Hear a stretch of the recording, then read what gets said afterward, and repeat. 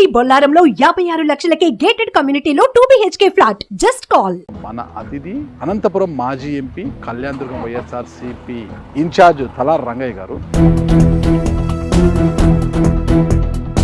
ఆకలితో అనంతపురంకి ఎవరు వచ్చినా రంగయ్య గారి ఆఫీస్ దగ్గరికి వెళ్తే భోజనం రెడీగా ఉంటుంది అనేది ఉండింది. ఏంటి సార్ అంతా ఖాళీ అయిపోయిందంత పవర్ లేదనే? పవర్ వచ్చినప్పుడు జనం అంత విపరీతమైన ఇది చూపాల్సిన పని లేదు, పవర్ లేనప్పుడు ఇంత ఇట్లా కూడా చూపాల్సిన పని లేదు. ఆంధ్రప్రదేశ్ రాజకీయాలు, అనంతపురం రాజకీయాలు ఏంటంటే గెలిచిన వాడికేమో గెలిచిన ఆనందం లేకుండా అవుతుంది. ఈ రోజు కూటమి కావచ్చు, సాధువులు, పీఠాధిపతులు అంతా కూడా మీ వైపే వేలెత్తి చూపుతున్నాయి కదా, మీరే పాపం చేశారు. చేశారంటే ఈ రిపోర్టు ఎప్పుడు బయటకు వచ్చింది, ఆ రిపోర్టు మీద ఎప్పుడు మాట్లాడినాడు, వాళ్ళు మంచి ప్రభుత్వం అని చెప్తుంటే అది ముంచినది కనిపిస్తుంది కదా. ఈ కల్తీకి నాకు సంబంధం లేని ఎలాంటి పాపము చేయలేదు. పోయిన తర్వాత ఆయన ఏం చేసిండేవాడే కదా, మీరు పోకముందే నోటీసులు ఇచ్చింటే మీడియాకు చూపెట్టమని చంద్రబాబు గారు అడుగుతున్నారు కదా. నోటీసులు అనేది చూపించే కదా సారు, ప్రశాంతత కోసం పోతారు. ఆ ప్రశాంతత ఇక్కడే లేకుండా చంపేశారు కదా. కూటమి ప్రభుత్వం మీద నీకు 15,000 గోయిందా, నీకు 18,000 గోయిందా, ఉచిత బస్సు గోయిందా,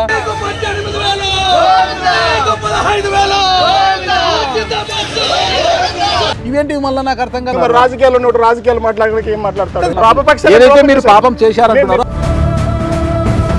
ఎవరు తీసుకొచ్చినారు? మంచి ప్రభుత్వము అని వాళ్ళు తీసుకొచ్చారు. ఆడ జనాల్లో లేదు. పెన్షన్ ఇస్తామన్నారు, దీపావళికి గ్యాస్ ఇవ్వబోతున్నారు. ఇంకా వచ్చే దీపావళి, ఈ దీపావళి, ఇప్పుడు వచ్చే దీపావళికి ఇప్పటికైతే గోవిందనే కదా వస్తానే, చూద్దాం. అంటే పార్టీ ఇంత ఘోర వైఫల్యానికి అసలు కారణం ఏంటి? 11 స్థానాలకి ఎందుకు పరిమితం చేశారు? చాలా ముఖ్యమైనవి ఏంటంటే, ఏమైనా కాంగ్రెస్ పార్టీ కండవా కప్పుకోబోతున్నారా? నా ఒంట్లో ఉండే షుగర్కి పొగర్కి వేరే పార్టీలు పనికిరావు. Welcome to Suman TV. నేను మీ నాగరాజ్ బైర్శెట్టిని. ఈరోజు ఈ ప్రోగ్రామ్ మనకు స్పాన్సర్ చేస్తుంది ఎలక్ట్రికల్ వాహనాల రంగంలో ఉభయ తెలుగు రాష్ట్రాల్లో తనకంటూ ఒక బ్రాండ్ని క్రియేట్ చేసుకున్న ఎకో తేజస్ కంపెనీ. ఈ కంపెనీ అన్ని రంగాలు, అన్ని వర్గాల ప్రజలకు అందుబాటులో ఉండేలాగా సరసమైన ధరలు, అందరికీ అందుబాటులో ఉండే ధరలతో ద్విచక్ర వాహనాలతో పాటు 3 చక్ర వాహనాలను కూడా తయారు చేసి ఇస్తుంది. ఒక్కసారి ఛార్జ్ చేస్తే చాలు 100 కిలోమీటర్లకు పైగా ప్రయాణం చేయొచ్చు ఈ వాహనాల్లో. ఇక ఆలస్యం ఎందుకు, ప్రతి ఒక్కరూ కూడా ఈ వాహనాలను కొనండి, మీ అవసరాలను తీర్చుకోండి. ఇకపోతే ఈరోజు ముఖ్యంగా మన అతిథి అనంతపురం మాజీ ఎంపీ కళ్యాణదుర్గం వైఎస్ఆర్సీపీ ఇన్ఛార్జ్ తలార్ రంగయ్య గారు. ఎవరికైనా కూడా పవర్ ఉన్నప్పుడే ఆ అలంకారము అదంతా కూడా, కానీ ఒక్కసారి పవర్ పోతే పరిస్థితి ఎలా ఉంటుందో ఈరోజు మనము మాజీ ఎంపీ తలార్ రంగయ్య గారి ఆఫీస్, అంటే అనంతపూర్లో ఉన్న ఆఫీసు దగ్గర ఉన్నాము. అది చూస్తే మనకు అర్థమవుతుంది. ఒకప్పుడు నిత్యం ఆయన పవర్లో ఉన్నప్పుడు ఈ కార్యాలయం ఎప్పుడు కూడా చాలా ఫుల్గా ఉండేదన్నమాట. ఇక్కడికి ఫుల్ జోష్గా ఉండేది. ఎప్పుడు నిత్యం జన సందోహము, పార్టీ నాయకులు క్యాడర్తో కలకల్లాడుతూ ఉండేది. అంతేకాకుండా నిత్య అన్నదానము అన్నట్టుగా ఇక్కడికి ఎవరు వచ్చినా కూడా, ఏ పని మీద అనంతపురంకి వచ్చినా రంగయ్య గారు ఆఫీస్ దగ్గరికి వస్తే చాలు ప్రతిరోజు కూడా ఇక్కడ భోజన ఏర్పాట్లు కూడా చేసేవారు అనమాట. మధ్యాహ్నము, సాయంత్రం పూట ఎవరు వచ్చినా కూడా ఇక్కడ వచ్చి భోంచేసి వెళ్ళేవారు. అంటే అంతగా కలకల్లాడేది ఈ ఆఫీసు. ఇప్పుడు ఒక్కసారికి పవర్ పోయేసరికి ఆయనకు, అంటే ఆయన ఈరోజు కళ్యాణదుర్గం నియోజకవర్గ ఇన్ఛార్జ్గా ఉన్నారనుకోండి, అయినప్పటికీ ఆయన కార్యాలయం ముందర ఎవ్వరు లేకుండా ఎలా బోసిపోయి మొత్తం కూడా చెత్తంతా నిండిపోయి ఎలా ఉంది చూడండి. ఎందుకు ఈ పరిస్థితి వచ్చింది, అసలు ఏంటి అసలుకి? అసలు 2024 ఎన్నికల్లో కళ్యాణదుర్గానికి తలారి రంగయ్య ఉన్నాడు అని చెప్పండి అని గట్టిగా అంత ధీమాగా చెప్పిన రంగయ్య ఆ ఎన్నికల్లో ఎందుకు ఓడిపోయారు? అసలు ఈ 5 ఏళ్ల పాటు కళ్యాణదుర్గం నియోజకవర్గంలో పార్టీ క్యాడర్లు ఎలాంటి భరోసా నింపబోతున్నారు? 2029కి ఆయన ఎలా సంసిద్ధం కాబోతున్నారన్న పూర్తి వివరాలు మనం ఈ ఇంటర్వ్యూలో తెలుసుకోబోతున్నాము. ఇప్పుడే రంగయ్య గారు ఇక్కడే ఉన్నారు, ఆయన అడిగి వివరాలు తెలుసుకుంటాం.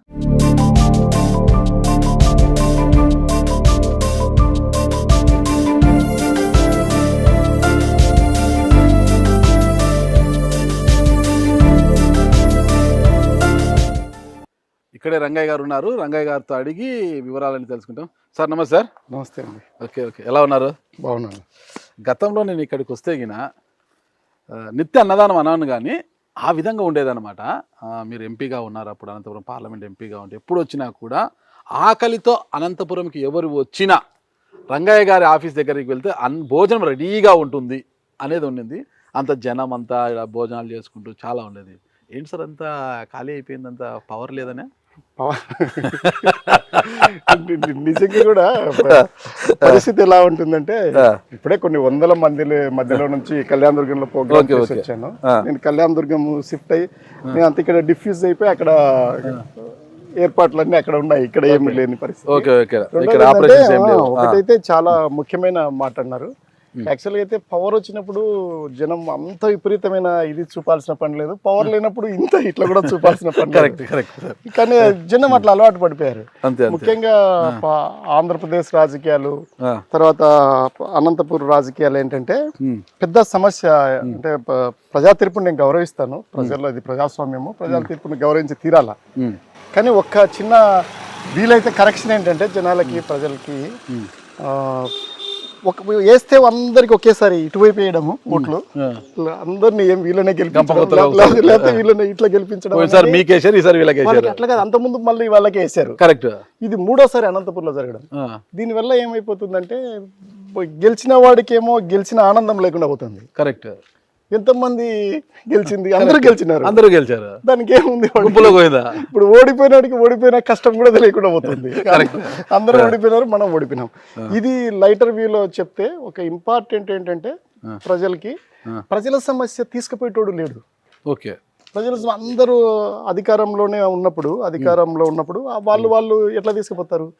మేము ఏదన్నా ప్రతిపక్షం నుండి చెప్పాల్సి వస్తే నిన్ను ప్రజలు తిరస్కరించారు, మీరు ఎలా వచ్చి మీరు ఏ మొహం పెట్టుకొని మీరు ప్రజల సమస్య తీసుకొస్తారు అనే బుద్ధి రాలేదన్నట్టు ఉంటుంది. ఎందుకంటే కొన్ని వేల మెజారిటీతో తేడాతో ఓడిపోయినాము, అంతకుముందు లక్షల మెజారిటీతో గెలిచినప్పుడు వీళ్ళు అందుకనే కనీసము జనాలు ముఖ్యంగా అనంతపురం ప్రజలు, ఆంధ్రప్రదేశ్ ప్రజలు ఏంటంటే కొంచెం అటు ఇటుగా ఉంటే మాట్లాడడానికి, ప్రజల సమస్యలు తీసుకుపోవడానికి, ప్రాంతపు సమస్యలతో మాట్లాడడానికి వీలు పడతారు. ఇప్పుడు అదే అందరికి అంత చిక్కంది ఏంటంటే తొలి ప్రయత్నంలోనే రంగయ్య గారు స్టేడియంలో 6 కొట్టాడు, కానీ గల్లీలో కొంచెం 4 సింగిల్ కూడా కొట్టలేకపోయాడు అనేది అందరికి అనుమానం. అంటే ఎంపీ గారు లక్షల మెజార్టీతో గెలిచిన మీరు ఎమ్మెల్యేగా గెలవలేకపోయారు, ఎందుకు? అసలుకి కారణం ఏంటంటే మామూలుగా అది కరెక్ట్, ఒక పెద్ద నదిలో లేదా పెద్ద సముద్రాన్ని మీరు చిన్న పిల్లకాలంలోకి వచ్చి చాలా సులువుగా ఉంటది, ఇరుక్కుపోతాం. ఒక మండలంలో తేడా వచ్చినా, ఒక వర్గంలో తేడా వచ్చినా, అంతేకాకుండా డబ్బు విషయంలో బాగా తేడా వచ్చింది, దాంతో కూడా చాలా అయింది. మళ్ళీ వేవ్ ఒకటి బాగా రావడంతో ఈ ఇబ్బంది అయింది. అనంతపూర్లో 2014లో మొత్తం ఇద్దరు తప్ప వాళ్ళే గెలిచి, మీరు ఇద్దరు గెలిచారు, మళ్ళీ తర్వాత మొత్తం మాకిచ్చి, తర్వాత మొత్తం వాళ్ళకి ఇచ్చేస్తే ఇది ప్రాంతానికి చాలా నష్టం జరుగుతుందని నేను అనుకుంటున్నా వ్యక్తిగతంగా. చూద్దాం భవిష్యత్తులో మళ్ళా ఎలా మారిపోతుందో చూద్దాం. ఖచ్చితంగా మారుతుంది, ఇంకా మాకు అనుకూలంగానే వస్తుంది. చూద్దాం. ఈ 5 ఏళ్ళు ఉంది కదా, 5 ఏళ్ళు మీకు అనుకూలంగా ఉంటుంది. ఇంకా 3 నెలలే అయింది, ఇంకా 100 రోజుల పరిపాలన అయింది కూటమిది. రాత్రి ఉందంటే అది పగలు వస్తుంది, అది కావను. అదంతే, ఈ సెటర్లకి ఏది లేదు రంగయ్య గారి దగ్గర. రాత్రి ఉంటే పగలు ఖచ్చితంగా వస్తుంది. ఇంకోటి ఏంటంటే గెలిచిన వాడు ఏమనుకుంటాడంటే మాతో సహా ఎవరైనా అది శాశ్వతం అనుకుంటుంటాడు, ఓడిన వాడు ఏమనుకుంటుంటే అది శాశ్వతం కాదనుకుంటుంటాడు. అందువల్ల ఇది కరెక్ట్. చూద్దాం, రాత్రి ఇప్పుడు పగలైంది మళ్ళీ రాత్రి అవుతుందేమో చూద్దాము. రాత్రి పగలు కామన్గా ఉంటాయి కదా, ఈ విషయం మనం పక్కన పెడతారు. ఇప్పుడు ఒక్కటే సార్, ఒక హిందూ సమాజాన్ని ఒక ప్రమాదంలోకి నెట్టేసినట్టుగాను హిందూ సమాజం అంతా కూడా భయపడే పరిస్థితి వచ్చింది. దానికి కారణము కలియుగ దైవం శ్రీ వెంకటేశ్వర స్వామి యొక్క అన్నప్రసాదాలు, అంటే లడ్డూకి సంబంధించిన నెయ్యి కల్తీ అయింది, జంతు కొవ్వు పదార్థాలు దాంట్లో కలిపారు, అది ఇదని పెద్ద రాద్ధాంతము. గడిచిన 20 రోజుల నుంచి కూడా అది ఏ మీడియాలో చూసినా ఎక్కడ చూసినా అదే పెద్ద రాద్ధాంతము. ఆ కూటమి ఒకవైపు, ప్రతిపక్షమైన మీరు ఒకవైపు విమర్శలు ప్రతి విమర్శలు చేసుకున్నారు. ఈరోజు జగన్మోహన్ రెడ్డి గారు యాక్చువల్గా తిరుమలకు వెళ్లాల్సి ఉన్నా కూడా ఆ డిక్లరేషన్, ఆ గొడవలతో ఆయన వెళ్ళలేదు, ఆగిపోయారు. కానీ ఈరోజు మీరు నియోజకవర్గంలో కార్యక్రమం చేశారు. జగన్మోహన్ రెడ్డి గారే కార్యక్రమాన్ని పక్కన పెట్టి ఇంట్లో కూర్చుంటే మీరు మాత్రము ప్రక్షాళన పూజ అంటూ కార్యక్రమం చేశారు కదా ఈరోజు. ఏంటి అసలుకి? ఏం లేదంటే మాకు చేయాలనుకున్నది నిర్ణయించారు, ఆదేశాలు ఇచ్చారు, మేము చేశామంటే. ఓకే, మరి జగన్మోహన్ రెడ్డి గారే వాయిదా వేసుకున్నారు కదా ప్రోగ్రామ్నే. ఆయన వాయిదా వేసుకున్నారు కానీ మమ్మల్ని వాయిదా వేసుకోమని చెప్పలేదు కదా. పూజలు అనేది ఎందుకు వాయిదా వేసుకోవాలా? ఓకే, మేము చేసింది పాప ప్రక్షాళన పూజ కదా. పాప ప్రక్షాళన పూజలు అనేది మామూలే కదా. అంటే ఇప్పుడు మీరు ఈ పూజలు ఇక్కడ వెళ్ళి చేయడం వల్ల మీరు చేసిన పాపం పోతుందా? మేం చేయలేదు పాపము, మీరే చేశారని అంటున్నారు అది కదా. సృష్టించిన పాపము. ఓకే, ఆ పాపం మీరే సృష్టించిన చేశారు. పాపము అది మనోభావాలకి దెబ్బ తగులుతుంది. మేము దాని మీద క్లారిటీ కోసమే వెళ్ళాం. వెంకటేశ్వర స్వామికి కానీ మీలాంటి వాళ్ళకి కానీ ఇంకొకరికి కానీ మా మీద కోపం రాకుండా ఉండడం కోసం. మా కోపం ఎందుకు వస్తుందండి? అంటే ఏం చేస్తారో వీళ్ళని. ఈ రోజు కూటమి కావచ్చు, కొంతమంది సాధువులు మునులు వీళ్ళందరూ కూడా మా పీఠాధిపతులు వీళ్ళందరూ కూడా మీ వైపే వేలెత్తి చూపుతున్నాయి కదా, మీరే పాపం చేశారు, మీరే పాపం ఏం చేశారు. చేశారంటే వాళ్ళు తీసుకున్న టైం చూడండి. ఈ రిపోర్టు ఎప్పుడు బయటకు వచ్చింది, ఆ రిపోర్టు మీద ఎప్పుడు మాట్లాడినాడు. కరెక్ట్ గా 100 రోజులు అయిపోయిన తర్వాత మంచి ప్రభుత్వం అని కాన్సెప్ట్ తీసుకొని మంచి ప్రభుత్వం అని పోతూ ఉంటే జనాలు ఎవరు మంచి ప్రభుత్వంలా ఫీల్ అవ్వలే. ఎక్కడ ఇంకా అది ఎన్ని రోజులు కొనసాగిస్తారు? వాళ్ళు మంచి ప్రభుత్వం అని చెప్తుంటే మేము ముంచిన ప్రభుత్వం అని మేము చేస్తే అది ముంచినది కనిపిస్తుంది కదా. కనిపించింది మీకు? అరే అంత విజయవాడ అంత మునిగిపోయింది కనపడలేదా? ప్రకృతి విపత్తులకు కూడా మీరు చంద్రబాబు గారిని కూటమి ప్రకృతి విపత్తులకి కనీసము మీ కొంప మునుగుతుంది, ఆడ నీళ్లు వస్తున్నాయి, ఇంట్లో సర్దుకో నాగరాజు గారు అని చెప్పడానికి కూడా చేత కాలేదే, ఇంకా ఏముంటుంది? వాళ్ళకి ఎలా తెలుస్తుంది ప్రకృతి ఎప్పుడు ఎలా ఎప్పుడు ప్రకోపిస్తుంది తెలియదు. ఖచ్చితమైన క్యాచ్మెంట్ ఏరియాలో ఎంత వర్షాలు పడతాయి, ఎన్ని క్యూసెక్లు వదులుతున్నారు, ఇవన్నీ కూడా లెక్కలు ఉంటాయి. యాక్చువల్ గా అయితే నేను ఈ ప్రాంతంలో అంతా పనిచేసి ఉన్నాను కదా. నెల్లూరులో ఎలా అలర్ట్ చేస్తారంటే, నెల్లూరులో ఉండే ఆఫీసర్స్ ని, నెల్లూరులో నేను పనిచేసేటప్పుడు మా ఇంట్లో వాక్ టాకి కూడా ఉండేది. ఎందుకంటే నేను అక్కడ ఒక మండలానికి ఇన్ఛార్జ్ ఊరికి. నంద్యాలలో వర్షాలు పడితే నెల్లూరు ఎంత దూరం ఉంటుంది? నంద్యాలలో వర్షాలు పడితేనే నెల్లూరులో జనరల్ నే అలర్ట్ అయిపోతారు. అది లెక్క, గవర్నమెంట్ అట్లా పనిచేస్తుంది. అంతేగాని ఈ దగ్గరికి వచ్చినాక అట్లా పనిచేయదు. మీకు ఏమి లెక్కలు ఉన్నాయి, ఐఎండి రిపోర్ట్స్ ఉన్నాయి, మీరు చెప్పలేదు. శుక్రవారం మధ్యాహ్నానికి అంతా అందరు వెళ్ళిపోయినారు, శనివారానికి అంతా మునిగిపోయింది. మీరు చెప్పేస్తే వస్తాయని వాళ్ళు బుధవారం గురువారాల్లోనే మీకు చెప్పినప్పుడు మీరు శుక్రవారం అలర్ట్ చేసి ఉంటే కనీసం వాళ్ళు విలువైన వస్తువులతో వాళ్ళు బయటకు వచ్చి బంధువుల ఊర్లకో ఇంకో చోటుకో పోయి ఉండేవాళ్ళు. ప్రకోపించడానికి కూడా మీరు చంద్రబాబు గారినే బాధ్యత చేస్తున్నారు. అయితే ప్రకృతి ప్రకోపించడం కాదు, ప్రభుత్వం పనిచేయాలడా. ప్రభుత్వం పనిచేస్తుంది. చంద్రబాబు నాయుడు గారు ఏకంగా అక్కడికి వెళ్ళి నీళ్ళల్లో తిరుగుతూ బోట్లలో తిరుగుతూ ముంచిన తర్వాత ఇంకా నువ్వు మునిగిపోయినావు, ఇంకా నువ్వు ఏం దుడిస్తే ఏమవుతుంది నీకు? నువ్వు చెప్పి ఉంటే తప్పుకొని ఉండేవాడివి, నువ్వు వెళ్ళిపోయి ఉండేవాడివి. మీ ఫ్యామిలీ భార్య బిడ్డలతో విలువైన వస్తువులతో ఆయన సీఎంఓగా చేసుకుని పరిపాలన సాగించాడు. మొత్తం కూడా వరదల్లోనే ఉండిపోయారు కదా చంద్రబాబు నాయుడు. 74 ఏళ్ల వయసులో ఒక వృద్ధుడే ఆయన అంత కష్టాన్ని ఇల్లు మునిగిపోయేటప్పుడు చెప్తే ఒక రోజు ముందు నువ్వు వెళ్ళిపోయేదానికి నిన్ను లోపల పెట్టేసి ఆయన కలెక్టరేట్ లో పడుకుంటే ఏమొచ్చింది చెప్పు? అది బస్సులో పడుకుంటే ఏమొచ్చింది? నీకు చెప్పడం ముఖ్యమా? మునిగిపోతుంది వెళ్ళిపోండి అని. కర్నూలు వరదలు వచ్చినప్పుడు చెప్పలేదా? ఎంతమంది ఈ నుంచి పోయినాం ఆఫీసర్, 7 రోజులు పనిచేసి వచ్చినాం అక్కడ. బియ్యం అవన్నీ తీసుకెళ్ళి చెప్తే చాలు కదా. అన్నిటికంటే ఇన్ఫర్మేషన్ ముఖ్యం. నువ్వే అంటుంటావు information is wealth, information is అది ఇది, ఇంక అన్నీ ఆయనే చెప్తాడు. ఇంక మళ్ళీ నేను చెప్పడం ఎందుకు ఆయన గురించి? కానీ చెప్పలేదు. ప్రభుత్వం అయితే దాంట్లో విఫలం ఏంటంటే ప్రజల్ని అలర్ట్ చేయలేదు. అలర్ట్ చేసి ఉంటే అంత ఘోరం జరిగి ఉండేది కదా. మిగతావన్నీ ఇంకా నేనేం మాట్లాడట్లేదు. ఆయన పడుకున్నాడా, నీళ్ళలో తిరిగినాడా, ఇంకేం చేసినాడు అనేది కాదు. ఇంత పెద్ద వ్యవస్థలో ఒక 2 రోజుల ముందు గానీ, ఒక రోజు ముందు గానీ చెప్పడం అయితే కష్టం కాదు. ఎటువంటి పరిస్థితుల్లో కష్టం లేదు. అది చెప్పకపోయి ఇంత అనర్థాలకు మూలమైంది. మునిగిపోయినవి నేను కాదు కదా, వీడియోలు, డ్రోన్స్ అన్ని.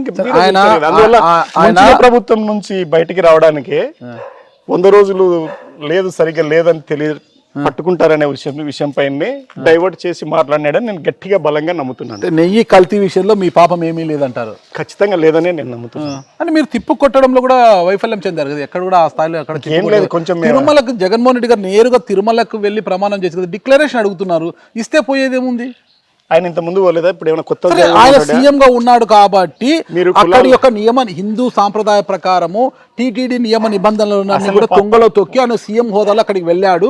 ఆయన ఎవరైనా డిక్లరేషన్ ఇవ్వాల్సిందే అనేది ఈ రోజు మీ పార్టీలోనే గతంలో ఎమ్మెల్యేగా పనిచేసి ఇప్పుడు ఎమ్మెల్యేగా ఉన్నా. అంటే చంద్రబాబు నాయుడు ముఖ్యమంత్రిగా ఉన్నప్పుడు జగన్మోహన్ రెడ్డి గారు ఎప్పుడు తిరుమల పోలేదా? నాకు నా నాలెడ్జ్ లేదు. ఆర్ఎన్ శ్రీనివాసులు గారు అన్నారు కదా గతంలో ఇందిరాగాంధీ గారు కూడా డిక్లరేషన్ ఇచ్చారు, జగన్మోహన్ రెడ్డి గారు ఇస్తే పోయేదేముందని. నేను అడిగిన దానికి చెప్పు. ఇప్పుడు ఆయన ఇంత ముందు ముఖ్యమంత్రిగా ఉన్నప్పుడు ఈయన ప్రతిపక్షంలో ఉండి ఎప్పుడు తిరుమల పోలేదా? నా నోటీస్లో లేదండి. నువ్వు అదే మేధావి అని చెప్తున్నా కదా. నా నోటీస్లో లేదు. ఇస్తే పోయేదేముంది? ఆయనే చెప్పాడు కదా, నేను 4 గోడల మధ్య ఉన్నప్పుడు బైబిల్ చదువుతాను, బయటికి వెళ్తే హిందుత్వం ఇప్పుడు ఎందుకు అయిపోయింది? ఇప్పుడు ఏమైపోతుందంటే మీరు కులాలన్నింటినీ ఉపయోగిస్తారు, ఇప్పుడు మతాలను ఉపయోగిస్తున్నారు. కూటమికి వచ్చిందని మతాన్ని ఎంత ఘోరంగా ఉపయోగిస్తున్నారంటే, లేకపోతే ఇప్పుడు అన్ని మతాలు సనాతన ధర్మం ఇంకో ధర్మ ప్రస్తుతం అందరూ వచ్చేసి ఆడ ఇప్పుడు అడ్డుకునే పరిస్థితి పెట్టుకుంటున్నారు. ఇప్పుడు ఆయన ఇంత ముందు మొట్టమొదటిసారి పోతూ ఉండింటే అది వేరు. ఆయన ఎంపీగా ఉన్నప్పుడు కానీ లేదా ఎమ్మెల్యేగా ఉన్నప్పుడు కానీ ప్రతిపక్షంలో ఉన్నప్పుడు ఎన్నిసార్లు పోయినాడు. పాదయాత్రనే పెద్ద ఉదాహరణ కదా. సరే, ఇప్పుడు వచ్చిన నష్టం ఏంటి? పోయి డిక్లరేషన్ ఇచ్చేసి స్వామివారిని మొక్కులు తీర్చుకున్న తర్వాత అక్కడే మాట్లాడి అక్కడే ప్రమాణం చేయొచ్చు కదా, ఈ కల్తీకి నాకు సంబంధం లేని ఎలాంటి పాపము చేయలేదు. ఆడికి పోయిన తర్వాత ఆయన ఏం చేసిండేవాడే కదా. మీరు పోకముందే ఇవన్నీ చేసేసి నోటీసులు ఇచ్చి ఆడికి పోయి మేము నోటీసులు ఎక్కడ ఇచ్చాము? నోటీసులు ఇచ్చింటే మీడియా చూపెట్టమని చంద్రబాబు గారు అడుగుతున్నారు కదా.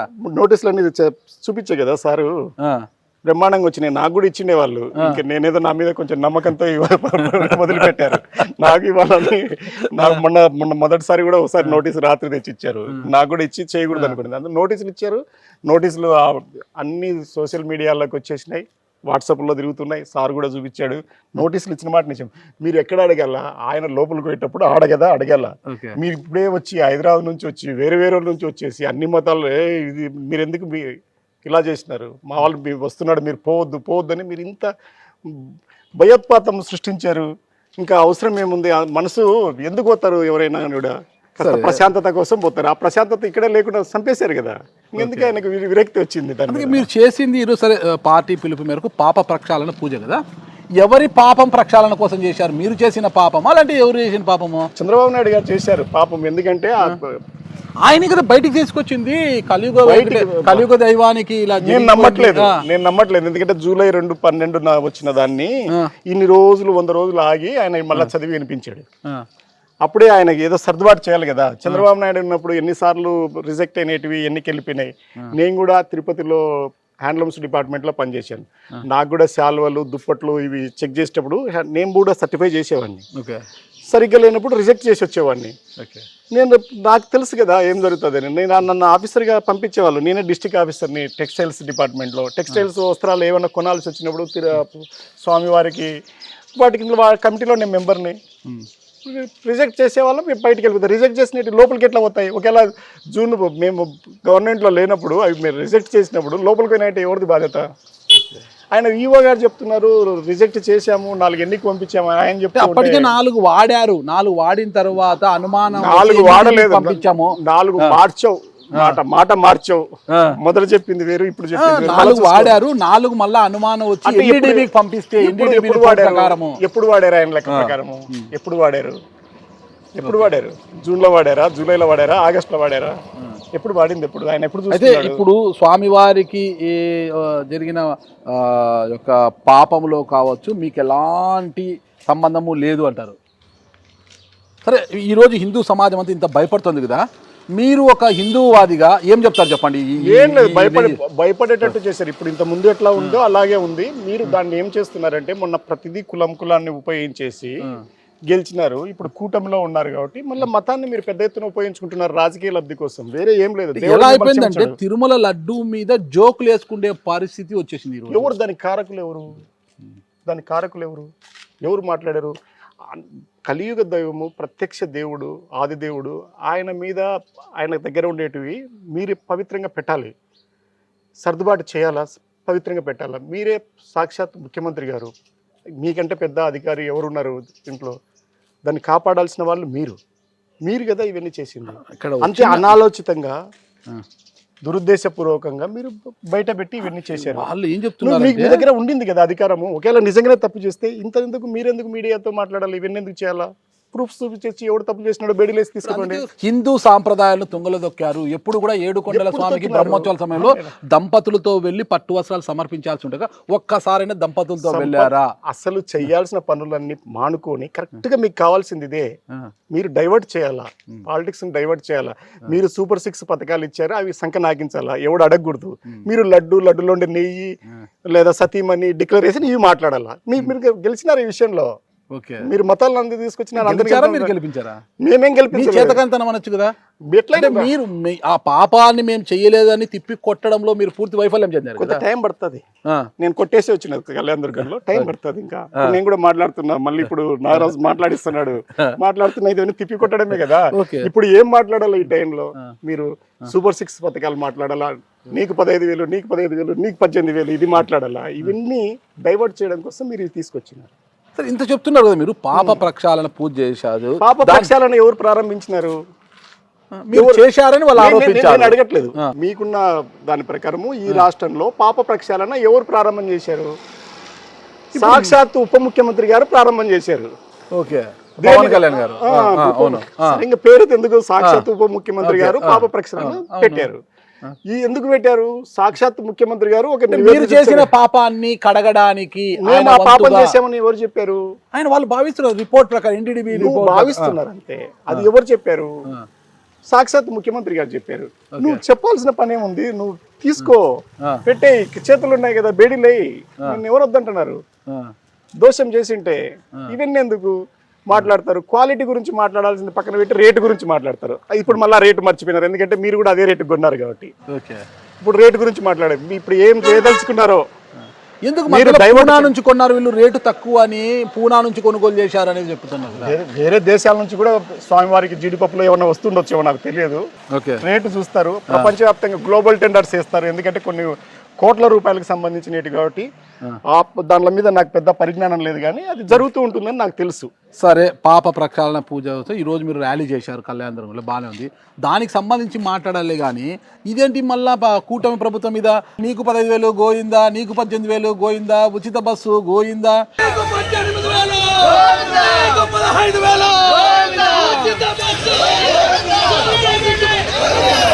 ఇవేంటి మళ్ళీ నాకు అర్థం కాదు. మీరు రాజకీయ ర్యాలీ చేశారా, పాప ప్రక్షాళన ర్యాలీ? ఎక్కడున్నాను? మీరున్నారు, జనాల్లో ఉన్నారు. జనాల్లో సరే కాదు, ఎక్కడున్నాను? రాజకీయాల్లో ఉన్నానా? రాజకీయాలు మాట్లాడడానికి ఏం మాట్లాడతాడు? చేసింది అది రాజకీయం కాదు, పాప ప్రక్షాళన. ఏదైతే మీరు పాపం చేశారంటున్నారో ఆ పాపం కడుక్కోవడానికి. మేము కడుక్కోవడానికి ఎక్కడ మాట్లాడాము? ఇవి రోడ్ల మీద పోతున్నప్పుడు మాట్లాడాము, లోపలికి పోయినప్పుడు పాప ప్రక్షాళన చేసినాము. ఓకే, నడి రోడ్లో నడి వీధుల్లో మాట్లాడేటప్పుడు ఇవే మాట్లాడాము. ఏమన్నాం? గోవింద అన్నాము. గోవింద అంటే గోవింద. మీకు పోలీసులు అనుమతి లేదు, పోలీసులు కేసులు పెడతామన్నారు. ఇన్ని చేసినా కూడా మళ్ళీ ఎందుకు కూటమి ప్రభుత్వం మీద బురద జల్లడానికి ఏ ర్యాలీ చేశారు మీరు? మాకు జల్లలే. ఇప్పుడు నెయ్యి మీద మరి నెయ్యి గురించి మాట్లాడాలి కానీ నీకు 15,000 మాట్లాడాను. నీకు 15,000 ఇవ్వలేదు సందర్భం అంటారా? అవును, ఏ సందర్భమైనా నువ్వే కదా ఇస్తానని వచ్చినావు. ఇంకెవరు అడగాల? ఇంకా ఓడిపోయినానంటే నేను అడగకుండా ఉండాలంటే ఎట్లా వీలవుతుంది? అడగాలి. ఇప్పుడు అదే ఇందాక మొదట ఉపోద్ఘాతంలో అదే కదా చెప్పింది. ఉపోద్ఘాతంలో చెప్పింది అదే. వాళ్ళు డైవర్ట్ చేయాలనుకున్నారు, డైవర్ట్ చేసినారు. అందరూ కూడా మాట్లాడాల్సిన అంశాల మీద మాట్లాడకుండా ఈ అంశాల మీద మాట్లాడేటట్టు చేశారు. ఈ ఇంట్లో ఈ విషయం పైన ఏ ఇంట్లో మాట్లాడలేదో చెప్పమను, అందరూ మాట్లాడేటట్టు చేసినారు. అది వాళ్ళ కూటమి. కానీ ఎన్ని రోజులు జరుగుతుంది ఇట్లా? మళ్ళీ 200 రోజులు రాదా? 100 రోజులు ఒక్కటేనా నీ ప్రభుత్వం? 200 వస్తుంది కదా. ఎప్పుడు 200 రోజులు ఇంకా మళ్ళీ వస్తారు, మాతో జనాలు వస్తారు. నీకు 18, నీకు 15 వస్తుంది. అది ఇప్పుడు హిందూ సాంప్రదాయాన్ని బతికించడం కోసం, హిందూ సమాజాన్ని బతికించడం, వాళ్ళ ధైర్యాన్ని నూరిపోసే ఇదిలో ఉన్నది కూటమి ప్రభుత్వం. హిందూ అనేది సనాతనం. అది సనాతనం అంటే అది అనాది. అది ఎప్పటి నుంచో ఉన్నది. అది ఆది అంత్యం లేని ఎప్పటి నుంచో అది ఒక వే ఆఫ్ లైఫ్. ఈ రోజు ఈయన ఉద్ధరించడానికో లేకపోతే ఇంకోటి పెడితేనో కాదు. ఆ ఎన్నో ఒడిదుడుకులు 1000 సంవత్సరాల నుంచి చుట్టూ ఉన్న విదేశీ మూకల నుంచి అది రక్షింపబడింది. అంటే అందుకే మా క్యాప్షన్ కూడా ధర్మో రక్షిత రక్షిత అనే బ్యానర్ కింద మేము పోయింది. అందువల్ల నువ్వు నేను కంకణం కట్టుకొని ఈ రోజు దానికోసం యుద్ధం చేయాల్సిన పనులే. అది దాని స్వతహాగా అది మలినం లేకుండా అది తయారవుతుంటుంది. అది ఒక మహాప్రవాహం లాగా, గంగా ప్రవాహం లాగా. నాకు తెలిసి నాకు అర్థమైంది ఏంటంటే, గడిచిన గత 5 ఏళ్లలో వైఎస్ఆర్ కాంగ్రెస్ పార్టీ అధికారంలో ఉన్నప్పుడు మీరు చేసిన తప్పులు ఏంటివో తెలుసుకోకుండా ఇప్పుడు కూటమి ప్రభుత్వం ఏం తప్పులు చేస్తుంది, ప్రజలు మళ్ళా మా వైపు మరలుతారు అనే ఆలోచనతో ముందుకు పోతున్నారు. మీరు ఏమీ మేము చేయలేదు. 100 రోజులు అయ్యింది. వాళ్ళు క్యాప్షన్ ఎవరు తీసుకొచ్చినారు? మంచి ప్రభుత్వము అని వాళ్ళే తీసుకొచ్చారు. మంచి ప్రభుత్వము ఆడ జనాల్లో లేదు, మంచి కనపడలేదు. మీరు ఎలా చెప్తారు? ఆడ ఉంటే ముంచిన ఇది తీసుకురారు, నెయ్యి తీసుకురారు. ఓకే, నువ్వు చెప్పే మీరు ఏమి చేసినా కూడా వాళ్ళు పరిపాలన చేసుకుంటూ పోతారు. చెప్పి ఒక చోట మంచి ప్రభుత్వం అని ఏ జిల్లాలో శ్రీకాకుళం నుంచి అనంతపురం వరకు మంచి ప్రభుత్వం అని చెప్పిన చోట ఒక 1000-2000 మంది జనాలు వచ్చి పెన్షన్ ఇస్తామన్నారు, వచ్చి రాగానే 7,000 పెన్షన్ ఇచ్చారు, దీపావళికి గ్యాస్ ఇవ్వబోతున్నారు, ఇంకేం కావాలి మీకు? ఇంకా వచ్చే దీపావళి ఈ దీపావళి ఇప్పుడు వచ్చే దీపావళికి ఇప్పటికైతే గోవిందనే కదా వస్తుందేమో చూద్దాము. ఒకటి ఏంటంటే మంచి ప్రభుత్వం బోర్డు వేసుకున్నాం, ఆ బ్యానర్ కింద మీరు పనిచేస్తున్నారు, మీరు చెప్తున్నారు, ఎంతమంది వింటున్నారు వెనక ముందు, ఎంతమంది వింటున్నారు? అది కదా ఆ రిపోర్ట్లో చూసుకొని కదా 1000 వచ్చింది, లేకపోతే ఇది రానే రాదు. ఒకవేళ మంచి ప్రభుత్వం అని వాళ్ళు ఫీల్ అయ్యి ఆడ వేలాది మంది 100,000 మంది వచ్చినారనుకో, ఇది ఉండదు, ఇంకా ఇది దెబ్బ కొడుతుంది అనే విషయం పైన దీని మీద వస్తున్నారు. ఆయనేమో పాపం వచ్చి సంపదనంతా బటన్లు నొక్కి ఆయన ఇచ్చినాడు, ఈయన ఆడ కూర్చుంటే డబ్బులు అన్ని ఆయనకు వచ్చి పడ్డాయి. అసలు ఇన్ని సార్లు మా బాస్ బటన్ నొక్కితే ఒక్కసారి ప్రజలు మాకెందుకు బటన్ నొక్కలేకపోయారని మాకు వచ్చినాయి, ఇంకా ప్రజలకు వస్తాయి. మీ ప్రభుత్వం ఇచ్చిన హామీలు నెరవేర్చేందుకు వాళ్ళు శాశ్వత ప్రయత్నిస్తున్నారు. పవన్ కళ్యాణ్ గారు కూడా అదే మాట వింటున్నారు, నేను చేయిస్తాను అంటున్నారు కదా గట్టిగా. పవన్ కళ్యాణ్ గురించి ఇప్పుడు ఆయన ఒక్కసారి ఆయన అంత ముందు మాట్లాడినవి ఇప్పుడు మాట్లాడుతున్నారు, చూసుకోమను. సుగాలి ప్రీతి విషయం చూసుకోమను, ఏదైనా కూడా ఒకసారి చూస్తే వాళ్ళకి అర్థం అవుతుంది కదా అప్పుడేం మాట్లాడుతున్నాడు ఇప్పుడేం మాట్లాడుతున్నాడు అనేది. చేయాలనే కదా, ఒకవేళ మంచి చేస్తే నేనైతే బేసజం లేకుండా వాళ్ళు చేసిన మంచిని నేను ఒప్పుకుంటాను. Okay okay. ఒకటి పెన్షన్ అంటే మేమే ఇండ్లకి ఇస్తున్నాం కాబట్టి పెన్షన్ విషయంలో వాళ్ళకేం లేదు. ఒక ఉద్యోగస్తులకు మాత్రం 1వ తేదీ జీతాలు ఇస్తున్నారు కాబట్టి అది మంచి చేస్తున్నట్టు నేను ఫీల్ అవుతాను. సరే, మొత్తం మీద తీసుకుంటే 5 ఏళ్లలో మేము చేసిన తప్పులేంటి, ప్రజలు మాకెందుకు ఇలా వ్యతిరేకంగా తీర్పునిచ్చారని ఏమన్నా ఒక్కసారి పునశ్చరణ చేసుకున్నారు మీరు? నేను కన్నా పార్టీ యాజ్ హోల్ మీరు కానీ చెప్పుకుంటండి, మీరు మీ విషయంలో చెప్పండి. ఇప్పుడు నా విషయంలో అయితే పెద్ద కనపడలేదు. ఒకరు కూడా వచ్చేసి నువ్వు నీకు బాగా కసి తీర్చుకున్నాం నీ మీద, నువ్వు చాలా ఎక్కువ చేస్తుంటివి అని అట్లాంటిది ఏం నాకైతే వినపడలేదు. ఎలక్షన్స్ అప్పుడు నేను ఇంటర్వ్యూ చేస్తే గతంలో 2019లో పోటీ చేసినప్పుడు జేసీ పవన్ రెడ్డి గారి మీద అనంతపురం ఎంపీగా రంగయ్య వచ్చాడని చెప్పండి అని చెప్పారంట. నిజంగా ఆ రంగయ్య వచ్చాడని ప్రజలు నమ్మారు. ఇప్పుడు కళ్యాణదుర్గం ఎమ్మెల్యేగా నిలబడినప్పుడు 2024లో రంగయ్య ఉన్నాడని చెప్పండి అన్నారు. మీరు అంత గట్టిగా ఉన్నాడు అని చెప్పినా కూడా ఎందుకు ప్రజలు ఫీల్ కాలేదు, మాకు రంగయ్య ఉన్నాడని ఎందుకు ఫీల్ కాలేదంటారు? ఎందుకంటే నేను పోయిన టైంకే చాలా టైం మించిపోయింది. ఓకే, మించిపోయింది. ఇంకా చూస్తున్నాం, నేను కూడా ఆలోచన చేశాను. కానీ ఉన్నాడు అన్న మాటల్లో అయితే ఉన్నమాట నిజమే కదా. ఇప్పుడు కళ్యాణదుర్గం రాజకీయ చరిత్రలో ప్రతిపక్షాలుగా ఎవరు ఇది ముందుకు ప్రోగ్రాములు చేసినది లేదు. వెంటనే నేను కనీసం ఓడిపోయిన ఒక 24 గంటలు తిరగకముందే ఉదయం 10-10:30కే మళ్ళీ పోయాడ కూర్చున్నాను. మరుసటి రోజే జూన్ 5వ తారీఖు నుంచి కూర్చున్నాను. ఎందుకంటే నేను ఉన్నానని చెప్పినాను, ఉన్నాను. కానీ చాలా తప్పులు అందరివి కూడా నాలో కూడా ఉంటాయి, నాకు తెలియని తప్పులు ఉండొచ్చు. కానీ ఇంకా వాటిని అన్ని సరి చేసుకోవాల్సిందే, సరి చేసుకొని మళ్ళీ ప్రజల్లో నమ్మకం కలిగించాల్సిందే. అంటే పార్టీ ఇంత ఘోర వైఫల్యానికి అసలు కారణం ఏంటి? ఇంత చేసిన వెల్ఫేర్ స్కీమ్స్ ఇంత అమలు చేసిన, ఇన్నిసార్లు బటన్ నొక్కినా కూడా 11 స్థానాలకే ఎందుకు పరిమితం చేశారు? చాలా ముఖ్యమైనవి ఏంటంటే ఉద్యోగ వర్గాలు నుంచి, ఎంప్లాయీస్ నుంచి మాకు అంత రాలేదనేది అది నిజమైన వాస్తవం. మాకు బాగా కనిపిస్తున్న ఒకటి. కొంచెం అలవాటు ఉన్న వాళ్ళు కూడా రాత్రి మందు బాబుల గురించి సాటిస్ఫై చేయలేకపోయారు, మేము చేయలేకపోయినాం అనేది బాగా కనిపిస్తున్న విషయం. ఇంకోటి ఏంటంటే వ్యక్తిగతంగా నేను నమ్మేది, వ్యక్తిగతం పూర్తిగా వ్యక్తిగతంగా నేను నమ్మేది ఏంటంటే నువ్వైనా నేనైనా మీ తమ్ముడి ఇంటికో, మీ తమ్ముడి పిల్లలను చదివించడానికో, మీ చెల్లెల కూతుళ్ళను చదివించడానికో నువ్వు ఖర్చు పెడతావు. నీ డబ్బులు తీసి నువ్వు ఖర్చు పెట్టడానికి సిద్ధంగా ఉంటావు. నీ తమ్ముడి ఇంటి ముందు రోడ్డు లేకపోతేనో, నీ చెల్లెల ఇంటి ముందు కరెంటు స్తంభం లేకపోతేనే నువ్వు ఖర్చు పెడతావా? కష్టం. ఖర్చు పెట్టాలి. అది ఎవరు పెట్టాలా? ప్రభుత్వం పెట్టాలా? అది కొంచెం వ్యక్తిగతం. అది ఇంకా మనము ఇంట్లోకి ఇవ్వగలిగినాం కానీ ఇంటి ముందు ఉన్న వాటిలో ఇంటి బయట ఉన్న అవసరాలను తీర్చలేకపోయాము. అది ముఖ్యమైనవి అవి, ఎందుకంటే ప్రభుత్వమే చేసి తీరాలా. ఓకే, పార్టీలో అంటే జగన్మోహన్ రెడ్డి గారు మీపై ఎంతో నమ్మకంతో ఒక ఎంపీగా సక్సెస్ అయ్యారు కాబట్టి, అంటే సెంట్రల్ నుంచి నిధులు తీసుకురావడంలో కావచ్చు, ఏపీ సమస్యలను పార్లమెంటులో వినిపించడంలో కావచ్చు, ఒక్క రోజు కూడా పార్లమెంటుకు ఆబ్సెంట్ లేకుండా వెళ్ళి మీ గలాన్ని వినిపించడం మీరు పూర్తిగా సక్సెస్ అయ్యారని జగన్మోహన్ రెడ్డి గారు నమ్మే మీరైతేనే సరైన నాయకుడు కళ్యాణదుర్గం అనేసి మిమ్మల్ని అక్కడికి పంపించారు. కానీ ఇక్కడే ఉన్న పక్కనే ఉన్న ఎమ్మెల్యే తోపుదూతి ప్రకాష్ రెడ్డి గారు కావచ్చు, కొంతమంది మాత్రం ఎలాగైనా మిమ్మల్ని పక్కన పెట్టించాలనే ఉద్దేశంతో మీకు పోటీగా ఉమామహేశ్వర నాయుడిని రంగంలోకి దింపారాడ. చివరి వరకు కూడా మిమ్మల్ని తప్పించి ఉమామహేశ్వర నాయుడిని అక్కడ బరిలోకి దింపాలనేది విష ప్రయత్నాలు అయితే జరిగాయి అక్కడ. కానీ జగన్మోహన్ రెడ్డి గారికి పూర్తిగా మీ పైన నమ్మకంతో మిమ్మల్ని బలపరిచారా? అంటే ఆ ఎన్నికల్లో ఉమామహేశ్వర నాయుడు మీకు పూర్తిగా సహకరించాడు అని మీరు గట్టిగా నమ్ముతున్నారా? నమ్ముతున్నాను. ఆయనదైతే తేడా ఏం లేదు. ఎందుకంటే ఆయన వచ్చిన ఒక 40 రోజుల ముందు వచ్చి ఉండొచ్చు, కానీ వచ్చిన క్షణం నుంచి నాతో ఉన్నాడు, కలిసి తిరిగాడు. ఏమిటంటే ఆయనతో పాటు ఎవరైతే ఆయన అభిమానులు, ఆయన కార్యకర్తలు ఎవరైతే ఉన్నారో వాళ్ళు ఆయన నమ్మి, ఆయన చెప్తున్న మాటలు నమ్మి నాకు వేసి ఉండకపోవచ్చు, కానీ వ్యక్తిగతంగా ఉమామహేశ్వర నాయుడు అయితే చాలా నిజాయితీగా కష్టపడ్డాడు, నాతో ఉన్నాడు, చేసినాడు. వాళ్ళు అటువైపు నుంచి ఏదో జరిగి ఉంటుందని అనుకున్నాం. రెండోది ఏం జరిగిందంటే ఆయన అంతకాలం ఆ పార్టీలో ఉండి పక్కకు వచ్చేసరికి ఆ పార్టీలో ఇంకా కన్సాలిడేట్ అయిపోయింది. ఓకే, అది రివర్స్లో కన్సాలిడేట్ అయిపోయింది. ప్లస్లో ఇటువైపు కాకుండా అటువైపు కన్సాలిడేట్ అయిపోయింది. అది కొత్తగా ఇంకొక విమర్శ కూడా వినిపిస్తుంది, ఒక వార్త కూడా బయటికి వస్తుంది. అంటే రంగయ్య గారిని కళ్యాణ్ దుర్గం నుంచి తప్పించి గుంతకల్లుకు పంపించి ఉమామహేశ్వర నాయుడిని అక్కడ కోఆర్డినేటర్గా అకామిడేట్ చేయడానికి తోపుదుర్తి ప్రకాష్ వర్గము పెద్ద ఎత్తున లాబింగ్ చేస్తోంది అనేది బయట ఉంది.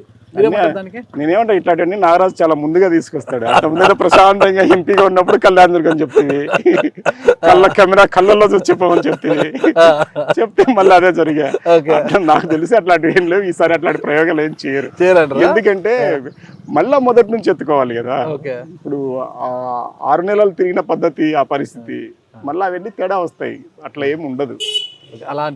అట్లాంటిది అయితే నాకేం లేదు. హ్యాపీగా ఉన్నారు పార్టీలో?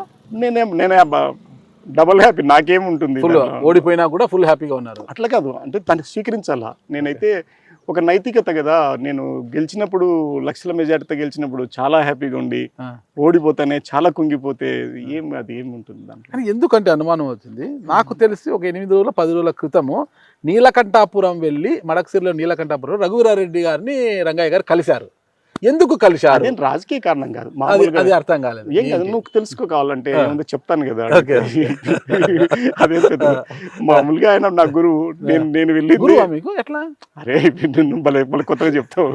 మీరు ఆఫీసర్, రాజకీయ నాయకుడు ముందు నుంచి ఆయన ఉన్నాడు కదా, నేను ఆయన దగ్గర పనిచేసి ఉన్నాను కదా. మంత్రిగా ఉన్నప్పుడు మీరు పనిచేస్తున్నారు. నేను అక్కడ కోల్డ్ స్టోరేజ్ చూడడానికి వెళ్ళాను. మామూలు కూడా దేవాలయానికి అప్పుడప్పుడు వెళ్తుంటాను, ఆ ప్రాంతం వెళ్ళినప్పుడు కలుస్తూ ఉంటాను. మామూలుగా ఆయన కలవడంలో ఏం రాజకీయాలు ఏం మాట్లాడారు? ఏమైనా కాంగ్రెస్ పార్టీ కండవా కప్పుకోబోతున్నారా? రంగయ్య గారు ఎందుకు కలిసారు నీలకంఠాపురం వెళ్ళి? రఘువీరారెడ్డి గారిని ఎందుకు కలిసారు? సాటిస్ఫైగా ఉన్నారా లేదా పార్టీలో? నేను చాలా సాటిస్ఫై ఉన్నాను. నా ఒంట్లో ఉండే షుగర్కి పొగర్కి వేరే పార్టీలు పనికిరావు. ఇంకా వేలైతే పార్టీ షుగర్కి పొగర్కి రెండు ఉండేదానికి పెడితే పార్టీ పెడతానే కానీ ఇంకా వేరే పార్టీ లేదు. ఇప్పటికీ బాస్ గాని పార్టీ గాని జగన్ అన్న, నాకేమైంది వేరే ఆలోచన.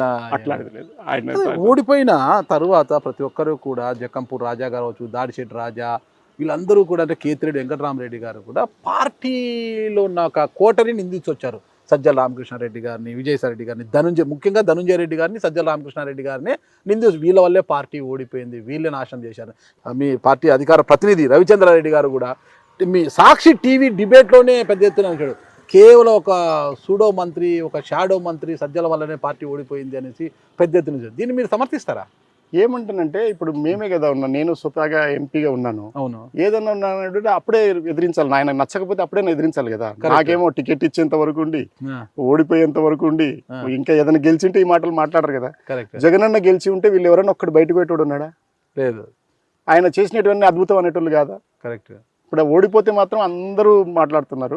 నీకు నైతికంగా ఎక్కడిది? నువ్వు ఆ రోజే చేసి ఉండాల్సింటివి, అప్పుడే మాట్లాడాల్సింటివి. ఇప్పుడు ఎట్లా మాట్లాడతారు? అందువల్ల పోవాలనుకున్నప్పుడు పోతారు, అది వేరే విషయం. అంటే కేతిరెడ్డి గారు కూడా ప్రతి అంశంలో కూడా పాయింట్అవుట్ చేసి వచ్చారంటే, సినిమా టికెట్ల ధరలు పెంచిన విషయంలో కావచ్చు, ఎవరికి అవసరమో అవసరానికి గుర్తించి మనం సాయం చేస్తే బాగుంటుంది. డిమాండ్ అండ్ సప్లైని మనం గ్రహించాలి. డిమాండ్ లేకపోయినా మనం సప్లై చేయడం వల్ల ఏదైనా కూడా పలచన అయిపోతాం అన్నట్టుగా వెల్ఫేర్ స్కీమ్స్ కావచ్చు, ఏదైనా కూడా దాని విషయాలు కూడా కేతిరెడ్డి గారు కూడా ప్రతి అంశంలో కూడా పాయింట్అవుట్ చేస్తూ వచ్చారు కదా. ప్రతి అంశంలో ఇది ప్రజాస్వామ్యము, పార్టీలో కూడా ఎంతో కొంత ప్రజాస్వామ్యం ఉంటుంది. నువ్వు ఏ అంశం మీదైనా నువ్వు నిక్కచ్చిగా మాట్లాడచ్చు, కానీ అది నాగరాజుకు వినిపించేటట్టు మాట్లాడకూడదు. ఓకే, నువ్వు మాట్లాడు, ఎవరినైనా నీవు తప్పు అనిపిస్తే మాట్లాడు, కానీ ఒక స్థాయిలో ఉండి ఉన్న వ్యక్తులు బయటకు మాట్లాడకూడదు, లోపల మాట్లాడాలి. ఇప్పుడు మాట్లాడి ఏం చేస్తావు? నువ్వు అంతకుముందు మాట్లాడాల్సింటివి.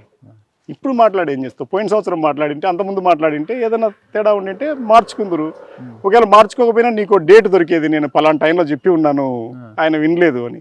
ఇప్పుడు మమ్మల్ని తిరుగుతుంటా, నువ్వు చెప్పొచ్చు కదా ఏం చేస్తున్నావు అని అంటుంటారు మమ్మల్ని.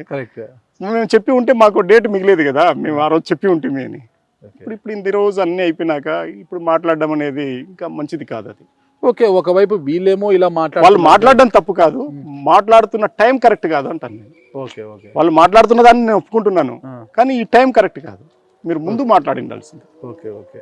అయితే వీళ్ళ వర్షన్ ఇలా ఉంటే, ఇంకో వర్షంలో జగన్మోహన్ రెడ్డి గారికి స్వయాన బంధువైన మాజీ మంత్రి బాలినేని శ్రీనివాస్ రెడ్డి గారు కావచ్చు, లాస్ట్లో కిలారి రోషయ్య గారు కావచ్చు, సామినేని ఉదయ్ భాను గారు, వీళ్ళందరూ కూడా పార్టీ మారిపోయారు. తొగురు ఆర్థర్ గారు కూడా గత ఎన్నికల్లో కాంగ్రెస్ పార్టీ నుంచి పోటీ, ఒక్కొక్కరుగా పార్టీకి ఇంతగా దూరం అయిపోతున్నారు కదా, పార్టీ కోలుకుంటుందంటారా భవిష్యత్తులో? ఏం లేదా, మా పక్కన చెరువు ఉండింది, ఎండిపోయినప్పుడు ఏమి కనపడలేదు, వర్షం పడితేనే అన్ని కనిపిస్తాయి, మళ్ళీ ఎండిపోతే ఏం కనపడవు. దానికి ఏం చెప్పమంటావు? ఏమైపోయిందంటే ఏం చెప్పమంటావు? రాత్రి వర్షం పడి తెల్లారేలోపు అన్ని వస్తాయి, బికబిక రకరకాల రంగురంగుల కప్పలు కనిపిస్తాయి. ఈ సెటైర్లన్నీ మీరు రాజకీయాలకు వచ్చినాక నేర్చుకున్నారా, అంటే మీరు చిన్నతనం? నేను చెప్పింది ఏమైనా తప్పుందా? తప్పం లేదు. చూస్తుంటావు కదా, సాయంత్రం చెరువు గట్టి ఈ టైంలో పోయి ఉంటాము, పొలానికి పోతూ చెరువులో చూస్తే అది ఎండిపోయింటే ఏం కనపడవు.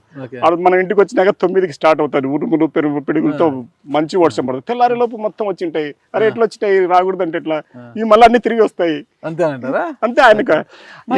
ఆయన అధికారాన్ని చూసి ఉండేటివి అధికారాన్ని చూసి ఉంటాయి, అభిమానాన్ని చూసి ఉండేటివి అభిమానాన్ని చూసి ఉంటాయి. మరి కళ్యాణదుర్గంలో కూడా చెరువు ఎండిపోతుంది, చేపలన్నీ ఎగిరిపోతున్నాయి, ఇప్పటికే 4 కౌన్సిలర్లు అవతలకి వెళ్ళిపోయారు, అది ఇది అంటున్నారు. మరి వారి పరిస్థితి వాళ్ళు కౌన్సిలర్లు ఇప్పుడు వెళ్ళిపోలేం, ముందు వెళ్ళిపోతే పట్టుకొచ్చినాం, ఇప్పుడు ఎవరు వెళ్ళిపోవట్లేదు, వెళ్ళిపోవాలనుకుంటే చెప్తూ ఉన్నాం అంతే. ఇదంతా చెరువు, ఏ ఊర్లైనా చెరువే, కప్పలే కదా. అంతేనా? ఓకే. మరి ఇంకా ఓడిపోయారు, సరే, ఎవరి వైఫల్యము, ఎందుకు, ఏంటి, ప్రజలు ఎలాంటి నిర్ణయం తీసుకుంటే, ఈ 5 ఏళ్లలో ప్రజలకు మనం ఎలాంటి భరోసా కల్పించాలి, ప్రజల పక్షాన ఎలా పోరాటం చేయాలి, పార్టీ క్యాడర్లో ఎలాంటి భరోసా నింపాలనేది ఉండాలి. మీరు ఇక్కడ ఉన్నారు, మరి కళ్యాణదుర్గంలో క్యాడర్లో ఎలాంటి భరోసా? 5 ఏళ్ల పాటు వాళ్ళని ఎలా నడుపుతారు పార్టీలో? నాగరాజు గారు పిలిస్తే ఇప్పుడు వచ్చినాను, మామూలుగా రోజు పోయి వస్తూ ఉంటాను, నేను ఎప్పుడు వాళ్ళకి అందుబాటులో ఉన్నాను. ఖచ్చితమైంది ఏంటంటే, నాకు కళ్యాణదుర్గానికి సంబంధించి ఒకటైతే నిజం, ఈ 5 సంవత్సరాల్లో నేను పార్టీ పటిష్టత కోసము, ఆ ప్రజల అభివృద్ధి కోసము, అలాగే ఆ ప్రాంతం అభివృద్ధి కోసం నేను ఖచ్చితంగా పనిచేస్తాను, అధికారం లేకపోయినా పనిచేస్తాను. మీకు అవకాశం కరెక్ట్ గా సురేంద్రబాబు గారు, నాకు ఆయనకి ఇక్కడ బాగా తేడా వచ్చిందంటే, నాకేం ఎప్పుడు మేమిద్దరం కలిసి కూర్చొని మాట్లాడుకున్నది కూడా లేదు, శత్రుత్వం లేదు, మిత్రత్వం లేదు, ఆయన ఒక ప్రత్యర్థి రాజకీయంగా. నాకు ఆయనకి ఏంటంటే, ఆయన గట్టిగా ఆయన చెప్పిన మాటల వల్ల, ఆయన వచ్చిన పద్ధతి వల్ల ప్రజలు విని నమ్మి, ఆయన కూడా నమ్మలేనంత మెజారిటీ ఇచ్చినారు. ఆయనకు కూడా డౌట్ వచ్చేంత, ఇంత మెజారిటీ అని. ఈ మెజారిటీని ఆయన కాపాడాలా, గౌరవించాలా. నేను ఆయనకు ఇప్పుడు ఈ కెమెరా ముందు, మీ ముందు, నాగరాజు గారి ముందు ఏం చెప్తున్నట్టే, నన్ను అడిగినావు కాబట్టి ఈ 5 ఏళ్ళు ఏం చేస్తామని, నేను ఖచ్చితంగా, నాకు ఆయనకు తేడా ఉన్నది ఏంటంటే, ముఖ్యంగా 114 చెరువులకు నీళ్ళు ఇస్తారని నమ్మినారు. ఎందుకంటే ఆయన ఆర్థిక పరిస్థితి చాలా బాగుంది, పెద్ద కాంట్రాక్టరు ఆయనే, చెరువులకు సంబంధించిన కాంట్రాక్టర్ కూడా ఆయనే, మిషనరీలు, జేసీబీలు అన్నీ ఉన్నాయి, టిప్పర్లు అన్నీ ఉన్నాయి, తవ్వి నీళ్ళు ఇస్తాడని గట్టిగా నమ్మి ఓట్లేసారు. 1 సంవత్సరం రోజులు ఉండి 114 చెరువులకు నీళ్లు ఇచ్చే కార్యక్రమం ఆయన స్టార్ట్ చేయకపోతే, లేదా దాంట్లో కొంత ప్రోగ్రెస్ కనపడకపోతే, నేను పాదయాత్ర స్టార్ట్ చేస్తాను అక్కడ. ఖచ్చితంగా చేస్తాను. జూన్ 4 అయిపోయిన తర్వాత, ఎందుకంటే 3వ తేదీకి సంవత్సరం అయిపోతుంది. 4 తర్వాత ఏదో ఒక రోజు మా బాస్ని అడిగి ఒక టైం ఫిక్స్ చేసుకుని వచ్చి నేను స్టార్ట్ చేస్తాను. ఇదే మీ ప్రధాన అజెండా అదే. 114 చెరువులకు ఆ ప్రభుత్వాన్ని, ఆ ఎమ్మెల్యే గారిని, ఆ కాంట్రాక్టర్ని ఆ పని చేయమని నేను అడుగుతాను. ప్రజల తరపున అడుగుతాను. 1000 మందితో నేను పాదయాత్ర స్టార్ట్ చేస్తాను, ముగిస్తాను కూడా. ఈ 5 ఏళ్ళు మళ్ళీ క్యాడర్ని ఎలా నడిపిస్తారు, ఎలాంటి భరోసాతో నడిపిస్తారు క్యాడర్కి? రోజుకు భరోసా వస్తూనే ఉంటుంది. అందరు తను కొట్టినారు కాబట్టి కలిసి ఉంటారు. మీ కుప్పలు కూడా అంతే, మీ ఇద్దరు అన్నదమ్ములు కొట్లాడుతుంటారు, నిన్నో మీ తమ్ముడిని కొడితే మీరు ఇద్దరు కలిసి ఉంటారు అంతే. మమ్మల్ని కొట్టినారు, మేము కలిసి ఉంటాం అంతే, అంతేనంటారా? వేరే ఏం లేదంట. సాగు కొట్టినారు, కలిసి ఉంటాము, వాడు ఉండనోడు పోతాడు అంత. ఎక్కడో నియోజకవర్గంలో తల్లారి రంగయ్య గారికి ఉమామహేశ్వర్ గారి రూపంలో ప్రమాదం పొంచి ఉంది అంటున్నారు. నేను మామూలుగా జీవితంలో అంత ఇన్సెక్యూరిటీ ఫీల్ అయ్యి బతకలేదు ఎప్పుడు కూడా, ఇప్పుడు కూడా బతకపోను, అట్లాంటిది లేదు నా దగ్గర. అంత ఇన్సెక్యూరిటీగా ఇప్పుడు బతకను నేను. సరే, బాస్ ఉన్నాడు, ఆయన ఇక్కడ ఎవరిని ఎక్కడ ఉపయోగించాలనేది అక్కడ ఉపయోగిస్తాడు, అది వేరే విషయము. ఓకే ఇప్పటికి నేనున్నాను, నా పని అయితే ఇదే, ఓకే నేనైతే ఖచ్చితంగా వెళ్తాను. అదే ఇంకొకవేళ పక్కకు వచ్చినాను అనుకో, అప్పుడు ఏం జరుగుతుంది అంటే వీళ్ళు ఎక్కడెక్కడ సెల్ఫీలు దిగినారో వెళ్ళి ఆ సెల్ఫీల దగ్గరికి ఎంత నేను పోయేస్తాను. మీరు సెల్ఫీలు దిగలే, లోకేష్ బాబు దగ్గర నుంచి, చంద్రబాబు నాయుడు దగ్గర నుంచి, కాలువ శ్రీనివాసుల వారి దగ్గర నుంచి అందరూ సెల్ఫీలు తీశారు కదా. అందువల్ల ఏదో ఒక పని అయితే ఉంటుంది నాకు, అందువల్ల ఆ ఇబ్బంది ఏం లేదు, అంత ఇన్సెక్యూరిటీ ఏం లేదు నేను. సరే ఫైనల్గా చెప్పండి, అంటే 2024 ఎన్నికల్లో పార్టీ ఇంత ఘోర వైఫల్యానికి ప్రతి ఒక్కరు కూడా అంటే జగన్మోహన్ రెడ్డి గారే కారణం అంటారా, కోటరీ కారణం అంటారా, అసలు ప్రజలు ఇలాంటి జగన్మోహన్ రెడ్డి గారు మా కొద్దు అన్న నిర్ణయం తీసుకుంటే జరిగిందంటారా?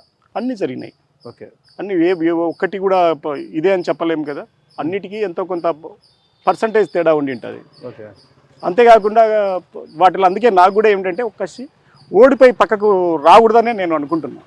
29 గెలిచే మళ్ళీ చూడాలని అనుకుంటున్నాను నేను కూడా. 29లో ప్రజలు మిమ్మల్ని ఆదరిస్తారని ఎందుకు అనుకుంటున్నారు? అసలు ఎందుకు ఆదరించకూడదు అని అనుకుంటున్నారు? ఆయన ఏమైనా చేసి ఉండాలి కదా. ఇప్పుడు అందరికి 114 చెరువులు ఇచ్చినాడు అనుకో, ఒకవేళ అప్పుడు ఆదరించకపోయినా పర్వాలేదు అన్నట్లనే కదా. ఒక్కసారి అవకాశం ఉంటే ఒక అవకాశం ఇచ్చారు, ఏదో వెల్ఫేర్ తప్పితే డెవలప్మెంట్ ఎక్కడ డెవలప్మెంట్ ఏం చేయలేదు అంటున్నారు. అవును, మేము తెలుసుకున్నాం కదా, ఈసారి చేస్తాం కదా.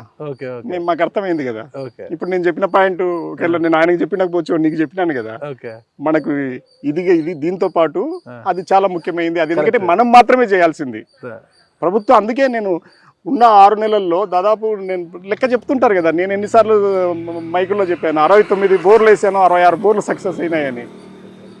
మంచినీళ్ళు చాలా ముఖ్యమైనవి ఆ ప్రాంతంలో. మీద మీకు క్షౌరమైన తర్వాత వివరం తెలిసిందంటారు? లేదు, కాకముందే తెలిసింది నాకు. అది క్షౌరమే, అట్లాంటప్పుడు నేను ఎందుకు ఖర్చు పెడతాను? ఓకే క్షౌరం కాకముందే మాకు వివరం తెలుసు, ఎందుకంటే నేను ఆ ఫీల్డ్లో ఉన్నాను కాబట్టి. లేదంటే ఒక్కొక్కరికి ఒక్కొక్క టైం పడుతుంది.